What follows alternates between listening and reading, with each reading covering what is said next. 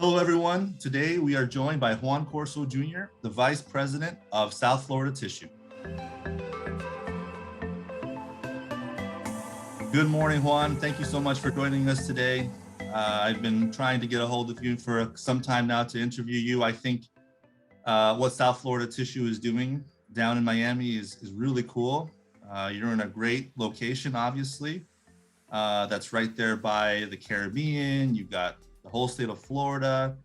You're in a very sexy location. And we just wanted to highlight you today, give you guys a shout out, basically, and give our audience a little more insight into what you guys are doing down in Miami. So let's start off with, could you give us a little brief history of South Florida Tissue? I know your father is also involved in the business. Could you help us out with that? Absolutely, and thank you for giving me the opportunity to be hosted on this. It's a great opportunity, and I'm honored to be in it. Thank you. No problem. So a quick brief history on our company. It is a family business. It's actually a third generation business. I've been working alongside my father since I'm more or less 15 years old. Who really got us into this business is my grandfather. 60 years ago, my grandfather was working for a company called Boise Cascades in Central America, in Guatemala, where we're originally from. And long story short, my grandfather was the assistant electrician at the company. It was a paper making company. And he did very well, very, very well. He started at a very young age. This is, again, 60 years ago. So things were very different back then. Sure. And there wasn't not that many laws. You could work at a very young age, and that would be totally fine back then. Yeah. My grandfather climbed up the ladder, went from assistant to the actual electrician. So the career really started off as electrician. And from then, he really started getting to know the paper business, where the company we was working at, where they were manufacturing paper. And as he learned it, he realized he could go off on his own. And so he did. He ventured off on his own in his early 30s. By then, my father was already born. By the time my father was more or less the age that I started working with my father, 15, 16, he started working alongside his father, my grandfather, and the company took off. It definitely took off. They grew a lot. They ended up buying the company my grandfather worked for originally. In the 90s, the company grew up to 700 to 1,000 employees. Wow. They were manufacturing kitchen towels, away from home, toilet paper, retail. They were all over Central America. They had their own mill. They were producing about 100 tons. Okay. They were manufacturing private label, their own label.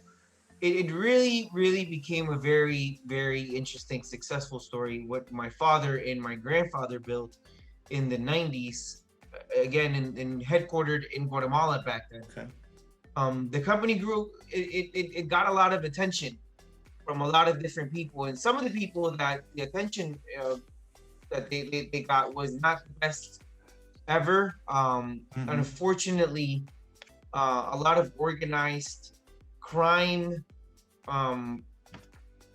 organizations saw the success my father and my grandfather had. Yeah. And in 1997, my father and my brother were kidnapped.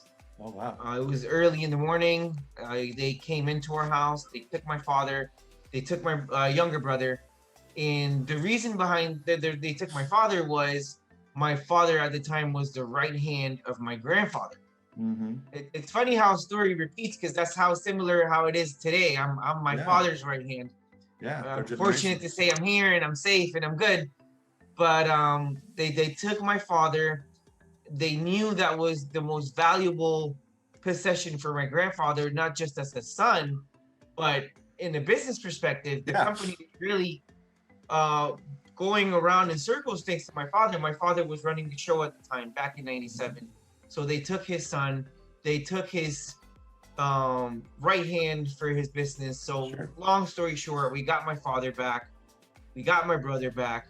We were able to find the people that kidnapped my father and my grandfather. My grandfather hired a investigating team that was successful at capturing them. Wow. When we capture them, our lawyer said, while the trial goes on, it's best that you guys lay low and move to Miami, at least while the trial is happening. Okay. You guys can stay safe and things don't go the wrong way while in the middle of trial. So we went to Miami in 97. My father, my grandfather, and I, we come from a very hardworking ethic family. And of course, this wasn't a vacation for my father in 97. Yeah.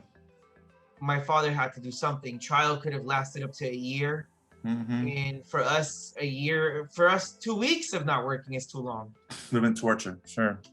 So of course my father had to start something, and sure enough, he started soft-loaded tissue paper in 1997. In 1997, and things were very uncertain at the time. Sure. He started soft-loaded tissue to sort of entertain him, to sort of keep him productive, to keep him working.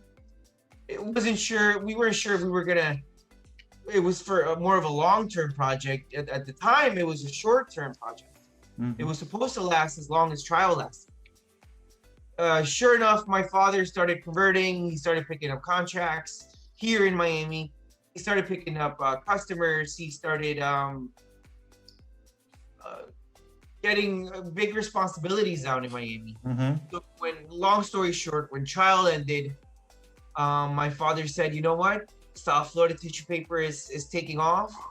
It's a good opportunity for us to expand. And we stayed. Oh, wow. Now, fast forward 24 years, still here. Yeah. Doing great. We've grown a tremendous amount. We now have 9 converting lines. We are at 130,000 square feet facility. We're currently trying to expand our building an additional 30,000 square feet that we're going to build into our building. Okay. And we're bringing in an additional 2 more lines. Wow. To complete 11. So it's a very cool story. Yeah. But then again, it's come with a very high price. Sure. It took us a lot to come here, and it's taken a lot of hard work to get to where we're at. Yeah, no, and I think hard work is the right theme to take away from that story. And I've heard that story before. I didn't hear it in that much of a detail, but that really truly embodies the story. I guess you'd call it the American dream of how successful, the company has become in 24 years. It does show you that hard work pays off. You mentioned that you're looking to expand 30,000 more square feet. Those 2 lines that you're looking to bring in, are they for away from home, retail? Are you mostly focused in away from home? Can you give us a little breakdown of your product mix? Sure. So we're mostly known for away from home. The 2 lines that we're bringing in, one is also for away from home, and the other one is in the retail. We've always done a little bit of retail. We currently do a little bit of retail, but we're gonna try to expand a little more in the retail market. One of the lines is gonna help us do more retail, more than we currently do, and the other line is to supply the growing away from home business that we have. Okay. And are you selling overseas? Are you mostly selling in the States? Distribution networks through those countries? So 95% of our market is the United States, mostly the Southeast, and we do some towards the West. I would say 95% is in the States, and Okay, 5%, about 95%. About 95% is North America, and then 5% would be the Caribbean and Latin America. Okay. Now the pandemic has been continuing to rage on. I think by now we would have thought. I think when the pandemic first started, we were thinking by this time now we would be normalized. Things are back to normal. How are things going at South Florida Tissue in relation to the pandemic? Have things slowed down for you? It sounds like you're looking to expand, but how have you dealt with those effects, and how are you dealing with it today? Yeah, it's interesting how the pandemic has tackled on the paper industry in the United States. Of course, at the beginning, it benefited every manufacturer. We all know there was a big shortage of paper that lasted about 3 to 4 months. Yeah. The interesting thing was what's going to happen after that's over, after the big demand is over and things go quote unquote back to normal. Sure. Still with COVID, and I think politics played a huge role in the paper industry, depending on the state, depending on what's open, what states are opening up their businesses and what states are closing their businesses. So it's pretty much down to, if you're converting in a state where things are open, you're gonna do fine. If you're converting in states where everything is closed, yeah, you're not gonna do very good, especially for the away from home industry. The away from home industry is clearly, I mean, it obviously attends to restaurants, bars, hotels. Retail's always gonna be around. So whoever was doing retail must have stayed afloat. But away from home, if you're in a state where things are closed, you're not gonna be. It's gonna affect you. Before, we were very fortunate that Florida, as everybody's aware, has been very open.